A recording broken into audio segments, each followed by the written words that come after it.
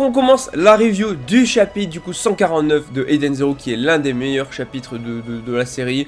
Franchement, je m'attendais à tout sauf ça, tout sauf ça. Première chose, donc du coup, on a Nassé qui va utiliser son Ether Gear, et en fait, c'est une impulsion électromagnétique, pas vraiment une hypnose, donc voilà, ça explique pourquoi ça marche pas sur les machines. Wise a pu contrer ça avec son arsenal là, et on a le droit à un petit combat entre Nassé et Wise, avec du coup, les deux qui seront en mode armure. Ça, ok, c'est pas le plus intéressant du chapitre, mais même ça reste assez cool.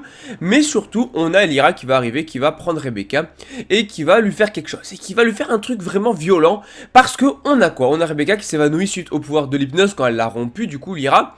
Mais surtout, ce qui est totalement dingue, totalement ouf, c'est que on a du coup Rebecca qui inconsciemment a transporté sa conscience dans le futur. Et qu'est-ce qu'on a? On a Master Noah du futur, cheveux longs, Shiki du futur, on voit qu'il est plus âgé et qu'il est trop badass. Ce qui est horrible, c'est que on apprend que la Rebecca de ce futur là, qui est un des futurs possibles, est dans le coma, enfin était dans le coma, et que si elle s'est réveillée, c'est juste qu'il s'agit de la Rebecca du passé qui est venue dans ce futur là. Et surtout le pire, c'est que du coup elle n'a plus ses jambes. Elle ne peut plus utiliser le Cat Leaper, donc logiquement elle ne peut plus retourner à son époque. Et a priori, si elle n'a plus ses jambes, c'est dû pour moi à Lyra, parce que du coup elle commence à parler de ses jambes. C'est une dinguerie. Vraiment, là, je me demande comment elle va faire. Parce que logiquement, il n'y a personne du passé qui peut interagir avec elle pour la ramener. Enfin, je présume, il n'y a que elle qui peut transporter sa conscience. Sauf que du coup, est-ce qu'on va avoir en parallèle la Rebecca dans le futur, qui va avoir sa vie dans le futur? Peut-être qu'on verra une Homura, etc. du futur. Même si logiquement, ça nous spoil un petit peu la fin de Eden Zero. Dans ces cas-là, le futur des personnages de Eden Zero. Ça nous spoil un petit peu leur design. Hein. Mais bon, après, c'est un futur possible. Le design peut changer et tout. Mais...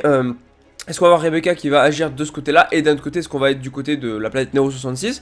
Ce qui veut dire qu'on aurait deux endroits en même temps, deux parties en même temps. Ça pourrait être une grosse dinguerie, mais c'est juste horrible. Rebecca qui a les jambes totalement mécanisées, parce que a priori Lyra lui aurait coupé les jambes, mais c'est une tuerie, c'est une tuerie. Et depuis depuis ce moment-là où Lyra lui aurait enlevé les jambes, enfin en supposant que ce soit bien Lyra, ce qui paraît logique, ça veut dire qu'elle est dans le coma depuis ce moment-là. Là, on est dans un futur hyper tragique. Et juste, j'ai une chose à dire, Mashima est un génie, Mashima est un pur génie.